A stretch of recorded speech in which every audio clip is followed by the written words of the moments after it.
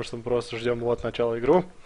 Alright, ladies and gentlemen, starting over here at the top left side of the map, representing the Korean team, MVP.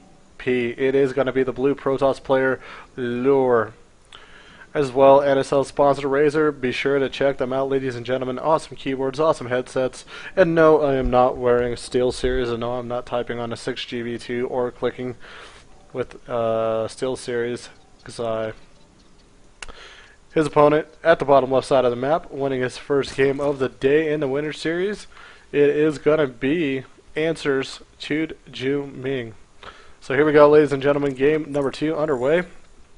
Up 1-0 right now is the score for Answers TooDming, TDM. And he's going to have an opportunity to close this out, finish in first place. And MVPLure is going to really have to get his stuff together because he's going to need to be able to get back in this game right now, as well as win the next one to be able to move into first place as well.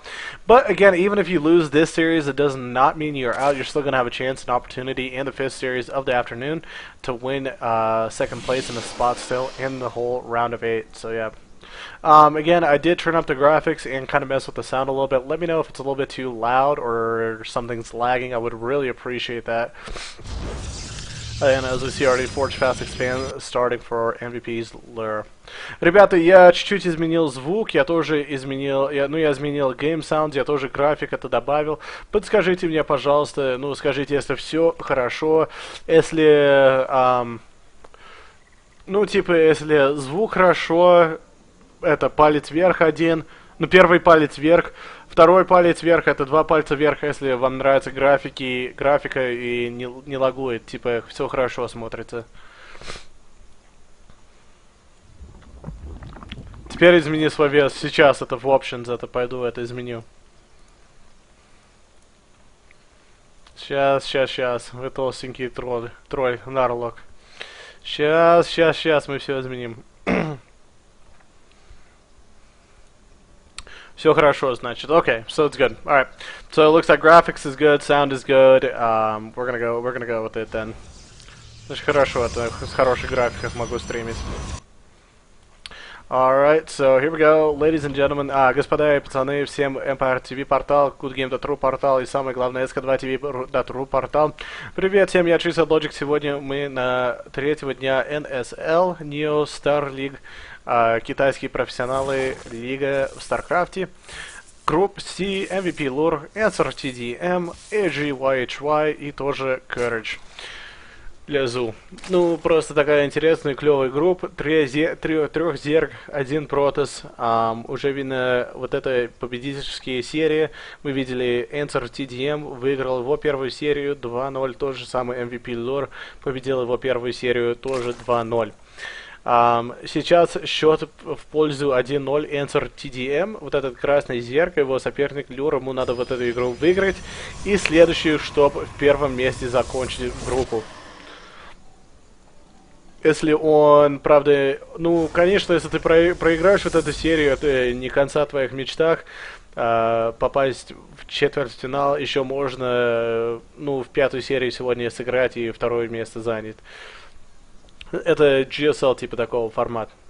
Ну, я уже рассказывал типа про Лур. Обычный игрок в Code A играет на GSL. Не каждый сезон, иногда это последний год 2 раза он в Code A сезон 1 и 2 он попал из квалификации. В GSL Code S ни разу не играл.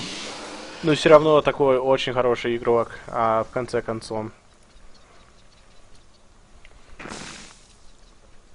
So yeah, okay. I mean, basically, it's gonna be simple. I mean, guys, it's three hatch build again. It's one of those things where we watch it in a day where there's 3 Zergs versus 1 Protoss. You're gonna see a lot of similar builds. TDM already starting with the 3 hatch build. Again, let me know, guys, if you guys like the graphics too as well. If the graphics is good, the game sound is good.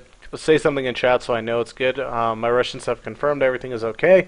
But again, they could be trolling me really hard, in which they usually can and will do, so can only trust them so much. Can only trust the Ruskies only so much. Yeah, so 3 hatch build, again, as we're seeing right now, basically TDM is droning up very hard, very standard Zerg play. Usually if you guys are getting used to Zerg or just the PvZ matchup, your Zerg opponent will be trying to get his 3 hatch as soon as possible. He'll be trying to drone up very hard, try to get to about 60, maybe 65 at max. If he tries to go to 70 or more, he's overdoing it and going to put himself in a very vulnerable situation to any timing push.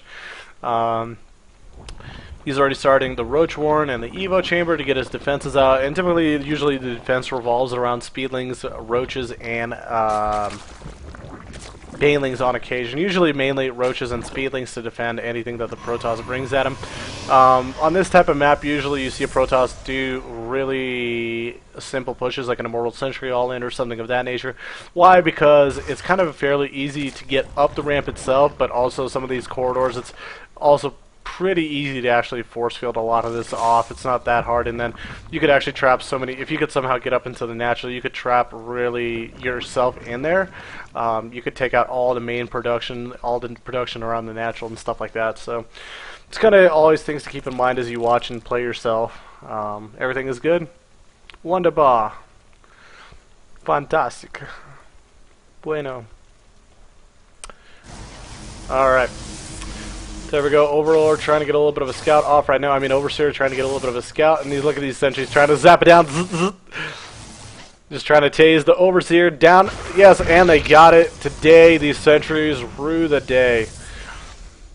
They rue the day, and as we see Blink getting started, the first Immortal is popping out right now. And is he going to actually go for right now? No, he's actually going to potentially go for the third base. And yes, he is. I can't actually believe that he's actually going to go for it. I would typically suggest for maybe the Protoss to go for a timing push, but no, he is confident. He's going to try to go right now for this attack, and actually this is going to be really bad for Lure if he doesn't catch a lot of these units and blocks them off with the force field. It's not even catch, but blocks them off, because he could actually lose all these sentries and all these zealots just due to standard micro and just attack from TDM.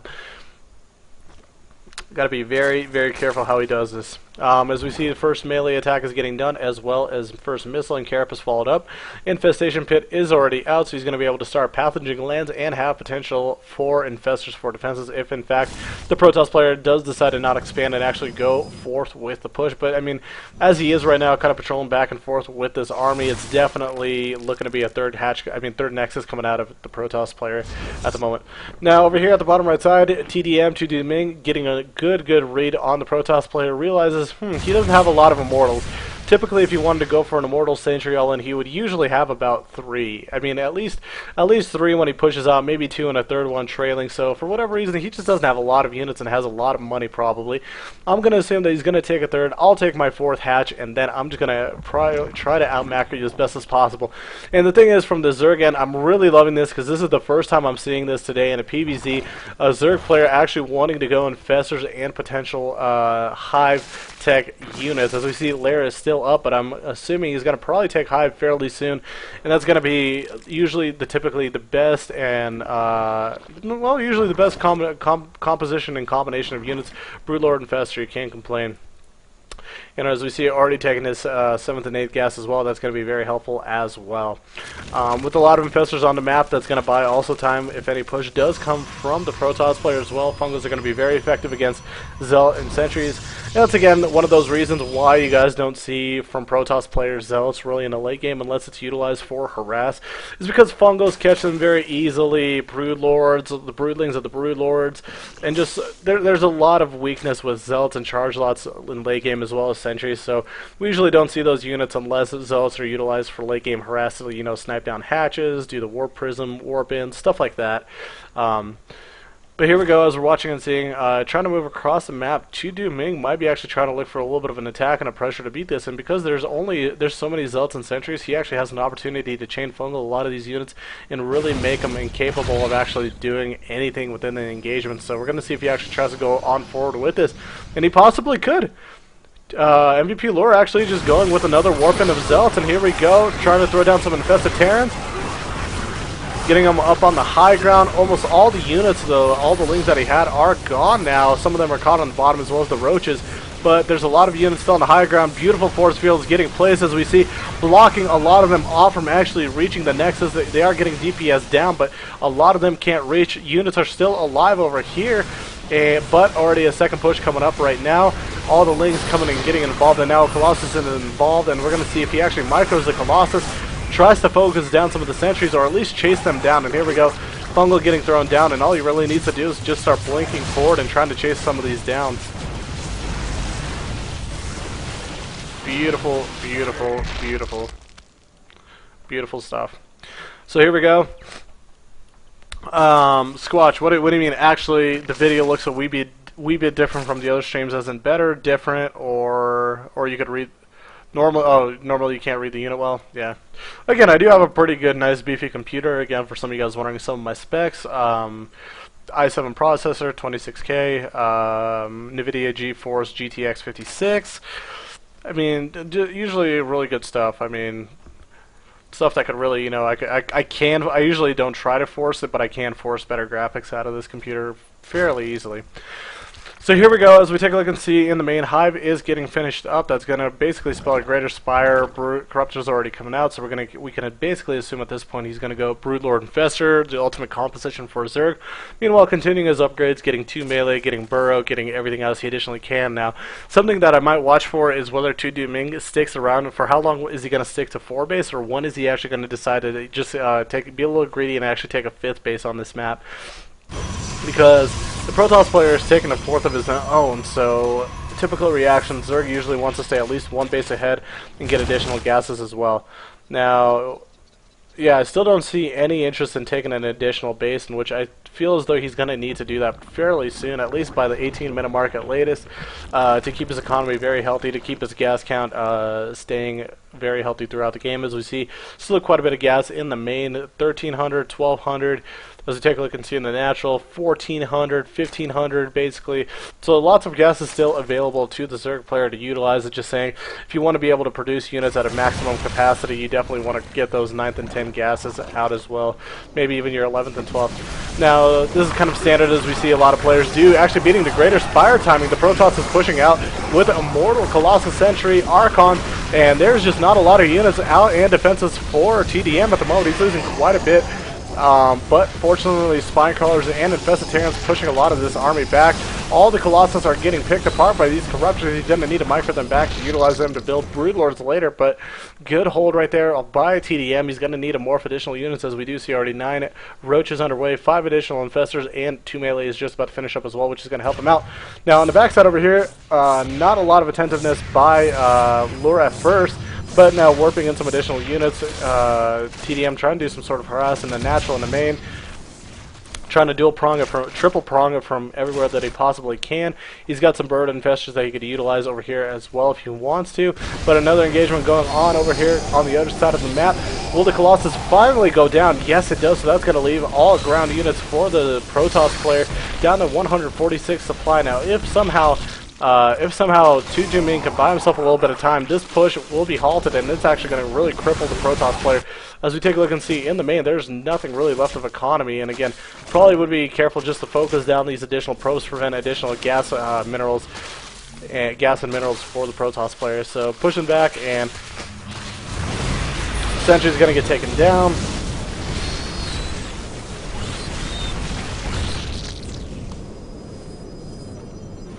Cool.